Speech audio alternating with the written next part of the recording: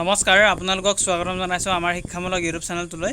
তো all Assam GNM nursing 2024 বৰ্ষৰ এক্সামৰ হৈ আপোনালোকৰ মাজলৈ এটা ভিডিঅ' প্ৰস্তুত কৰি উলিয়াইছোঁ।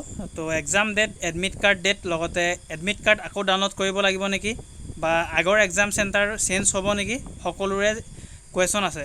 তো সকলো তথ্য এই ভিডিঅ'ত আপোনালোকে পাই যাব, চিন্তা কৰিবলগীয়া কোনো কথা নাই। তো ভিডিঅ'টো যিমান পাৰে শ্বেয়াৰ কৰিবলৈ নাপাহৰিব বন্ধুবৰ্গৰ সৈতে, আৰু চেনেলটোত যদি এই ধৰণৰ আপডেটখিনি পাই থাকিব বিচাৰে তেন্তে ছাবস্ক্ৰাইব কৰি বেল আইকন দবাই ৰাখিবলৈ নাপাহৰিব। তো আমি টেষ্ট চিৰিজসমূহ আকৌ লৈ আহিম বাৰু।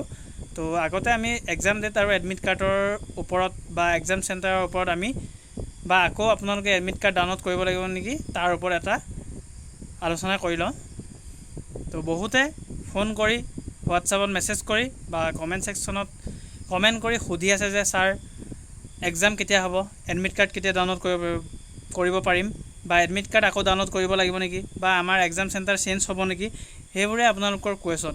তো মই আপোনালোকক যিহেতু মেছেজৰ ৰিপ্লাই দি ভাগৰি গৈছোঁ, আৰু আপোনালোকে পাৰ্চনেল নাম্বাৰটোত ইমানেই মেছেজ কৰিছে নহয়, মই আপোনালোকক জাষ্ট যদি নোৱাৰা কুৱেশ্যন থাকে সেইটো সুধিবলৈহে মই শ্বেয়াৰ কৰিছিলোঁ নাম্বাৰটো, বা ই বুক আপোনালোকে পাৰচেছ কৰিবলৈহে সেই নাম্বাৰটো আমি যিহেতু শ্বেয়াৰ কৰিছিলোঁ আপোনালোকৰ সৈতে।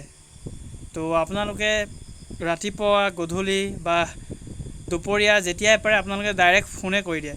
তো যিহেতু বহুত ডিষ্টাৰ্ব হৈ যায়, সেই গতিকে বেলেগ কামত থাকিলে যিহেতু কলটো উঠাব নোৱাৰোঁ বা আপোনালোকৰ কল ৰিজেক্ট কৰি দিবলগীয়া হয়। তো তাৰ বাবে দুখিত। আৰু আপোনালোকে প্ৰথমে মেছেজ কৰি ল'ব যদি ইম্পৰ্টেণ্ট কথা থাকে, যে ছাৰ কথা এটা আছে সুধিব পাৰিম নেকি বুলি। ডাইৰেক্ট ফোন কৰি দিলে কি হয়, আপোনালোকৰ যদি মই বিজি হৈ থাকোঁ বেলেগ কামত, কেতিয়াও উঠাব নোৱাৰোঁ আৰু নেক্সট আমি কল বেকো নকৰোঁ। তো আপোনালোকে সেইটোৱে ক'লোঁ, ফোন কৰাৰ ক্ষেত্ৰত আপোনালোকে অলপ ধৈৰ্য ধৰক। আপোনালোকৰ এক্সাম অনুষ্ঠিত হ'ব। তো এক্সাম ডেট কেতিয়া হ'ব মই কৈছোঁ, আপোনালোকৰ আগষ্টৰ ছেকেণ্ড উইকত এক্সামটো হোৱাৰ চান্সটো আছে। যদি ছেকেণ্ড উইকত নহয় তেন্তে আপোনালোকৰ বহুত দিনলৈ পিছুৱাই দিব, বা আপোনালোকৰ 15 আগষ্টৰ পিছলৈ কৰি দিব। কিন্তু মই আশা কৰিছোঁ 15 আগষ্টৰ আগতে হোৱা। সেই গতিকে আপোনালোকে যিমান পাৰে ভিডিঅ'টো শ্বেয়াৰ কৰিব, যাতে সকলোৱে গম পায় যে অল আছাম জিএনএম নাৰ্ছিঙৰ এক্সামটো 15 আগষ্টৰ আগত হ'ব লাগে। তো পিছলৈ হ'লে বহুত ল'ৰা ছোৱালী ধৈৰ্যৰ সীমা পাৰ হৈ যাব, মানে ইমানেই অধৈৰ্য হৈ গৈছে যে ডেইলি মেছেজ কৰিবলৈ লৈছে যে ছাৰ এক্সাম কেতিয়া হ'ব, এডমিট কাৰ্ড কেতিয়া ডাউনলোড কৰিব পাৰিম। চ' যেতিয়া আপোনালোকৰ অফিচিয়েল ন'টিচ আহিব, মই আপোনালোকক তেতিয়া ভিডিঅ' আকাৰে জনাই দিবলৈ চেষ্টা কৰিম। সেইকাৰণে কৈছোঁ, ইমান টেনশ্যন ল'বলগীয়া কোনো কথা নাই, ভালদৰে পঢ়ি থাকক। তো এতিয়াও সময় আছে, যোনসকলে নতুনকৈ এপ্লাই কৰিছে তেওঁলোকেতো পঢ়িবই, আৰু যোনসকলে আগতে এপ্লাই কৰি থৈছিলে বা পঢ়া কমপ্লিট হৈ গ'ল, তো ৰিভিজন দিয়ক। দুদিন নপঢ়িলে কি হ'ল, আকৌ দুদিন নপঢ়াৰ পিছত আপোনালোকে নিজকে টেষ্ট কৰক যে কিমানটা আমি পাৰিছোঁ, বা ভিডিঅ'সমূহ আপোনালোকে ৰিপিট চাওক। যদি আপোনালোকে সেইটো কৰিব নিবিচাৰে তেন্তে আমি দুদিনৰ মূৰত বা 3 দিনৰ মূৰত আমি টেষ্ট এটা পাতিম। তো এক্সামৰ দৰে হ'ব। তো 100 মাৰ্কছৰ হ'ব যদি আপোনালোকে ছাপোৰ্ট কৰে।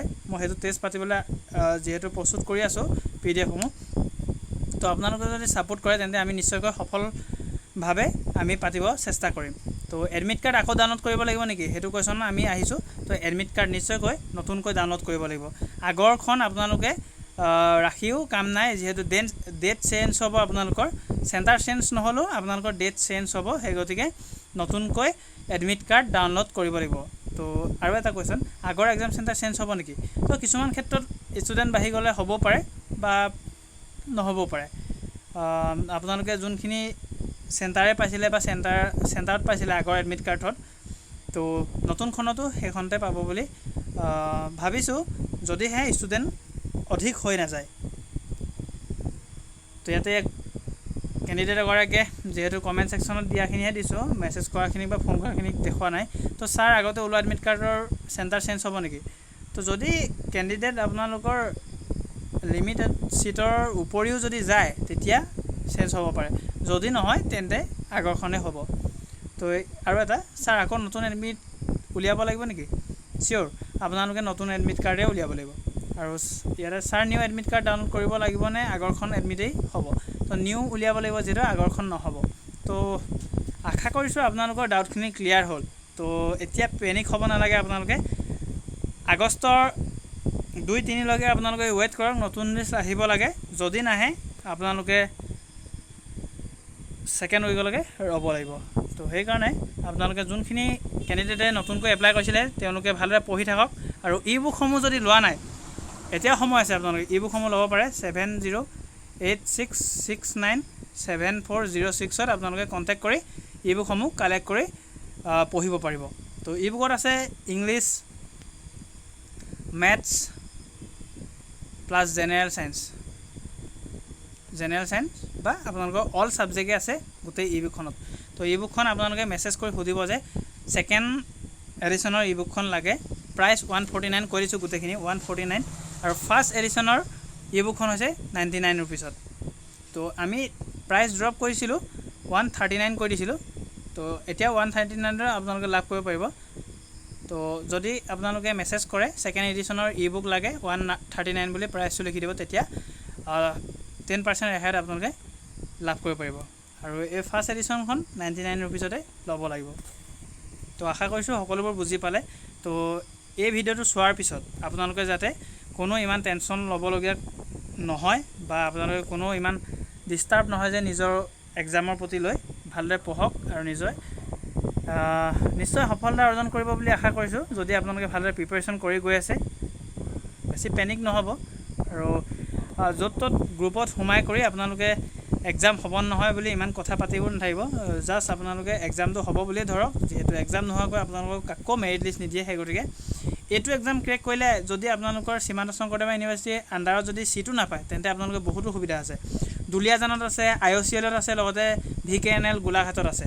তো 3টা ইনষ্টিটিউটৰ বাবে 30টাকৈ আপোনালোকৰ পষ্ট খালী হৈ আছে, আপোনালোকে নিশ্চয় ছিট পাব। সেই গতিকে ভালদৰে পঢ়ক। তো আশা কৰিছোঁ নেক্সট ভিডিঅ'ত আপোনালোকৰ এক্সাম ন'টিছৰ ডেটৰ সৈতে লগ পাম, বা আপোনালোকৰ টেষ্ট পাতিম নে নাপাতিম আপোনালোকে কমেণ্ট ছেকশ্যনত জনাবলৈ নাপাহৰিব। তো নেক্সট ভিডিঅ'ত লগ পাম। ধন্যবাদ।